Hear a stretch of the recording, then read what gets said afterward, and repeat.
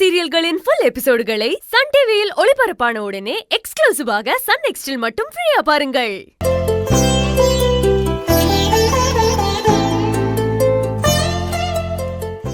என்ன செல்வி, களைப்பா இருக்கா? அதெல்லாம் ஒண்ணும் இல்ல. நீங்க களைப்பா இருந்தாலும் இல்லன்னு தானே சொல்லுவீங்க. உங்களை பத்தி எனக்கு தெரியாதா? நானாவது எப்போதும் ஹோட்டல் கிச்சன் அப்படின்னு அடுப்படியில வேலை செய்யறவன். ஆனா நீங்க உங்க அப்பாவுக்கு ஒரே செல்லமாக பூசாரி சொன்ன மாதிரி வசதியா வாழ்ந்தவங்க. உங்களுக்கு தான் இதெல்லாம் கஷ்டமா இருக்கும்ல செல்வி? என்னாலதான் உங்களுக்கு இந்த மாதிரி கஷ்டமெல்லாம். அப்படிலாம் இல்ல வேலு. வேணும்னா ஒரு காலத்துல அப்படி இருந்திருக்கலாம். ஆனா இப்ப நான் வேலுவோட மனைவி. உங்களோட கஷ்ட நஷ்டம் எல்லாத்திலயும் பங்கு போட்டு பகிர்ந்துக்கிறது தான் ஒரு நல்ல மனைவிக்கு அழகு. உங்களோட பிரதிபலிப்பா இருக்கிறது தான் வேலு நான் விரும்புறேன். எனக்கு வேற எந்த ஆசையும் இல்ல. இதுல இந்த கஷ்டம் எல்லாம் எனக்கு ஒரு பிரச்சனையே இல்ல.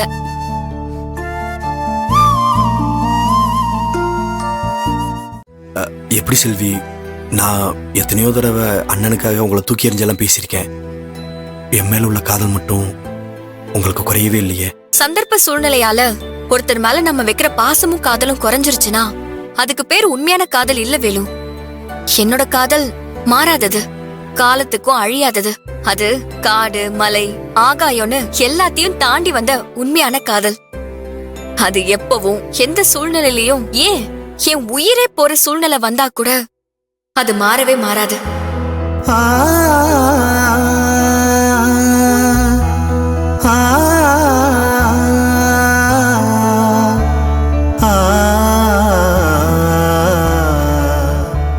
வேலு, என்னாச்சு? இல்ல, உங்க அன்பு புரிஞ்சுக்காம எத்தனையோ தடவை உங்க மனசை கஷ்டப்படுத்திருக்கேன்.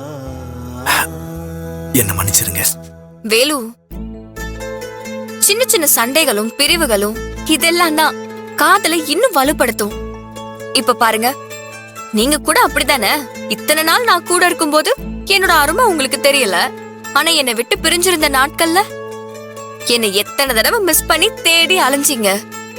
நீங்களே யோசிச்சு பாருங்க. அது என்னமோ உண்மைதான் செல்வி. நீங்களும் நானும் வாழ்ந்த அந்த ரூம்ல நீங்க இல்லாம ஒவ்வொரு நாளும் நான் தவிச்ச தவிப்பிருக்கே. ஐயோ, இனிமே அப்படி ஒரு சூழ்நிலை மட்டும் நம்மளுக்கு வரவே கூடாது. நீங்களும் நானும் இந்த கோயிலை விட்டு போகும்போது சந்தோஷமா ஒருத்தருக்கு ஒருத்தர் ஆழமா புரிஞ்சுக்கிட்ட புருஷன் பொண்டாட்டியா தான் இங்க இருந்து கிளம்பணும். நீங்க இல்லாம என்னால இன்னும் ஒரு நிமிஷம் கூட இருக்க முடியாது. அப்படியா? ஆமாங்க, உண்மையா தான் சொல்றேன். பாக்கலாம் பாக்கலாம். நீங்க இப்ப இப்படிதான் பேசுவீங்க. ஆனா அங்க போனதும் இதே வேலுதான் என் கூட வராரா, இல்ல பழையபடி சூழ்நிலைக்கு ஏத்த மாதிரி?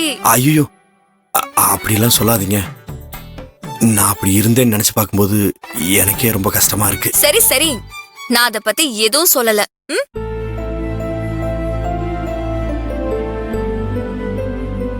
நாளையோட நம்ம வேண்டுதல் முடிய போகுது. இந்த 2 நாளும் நம்ம எல்லாத்தையும் சிறப்பா பண்ணிட்டோம். அடுத்த வருஷம் இந்த கோயிலுக்கு வரும்போது நாம 2 பேர் மட்டும் வரக்கூடாது. ஏங்க, ஏன் 2 பேரும் வரக்கூடாது? அது ஓ, அத்தை மாமா அண்ணி அண்ணன் எல்லாரு கூடயும் வரணும்னு சொல்றீங்களா? வந்துடலாம் வந்துடலாம். அதுக்கு என்ன?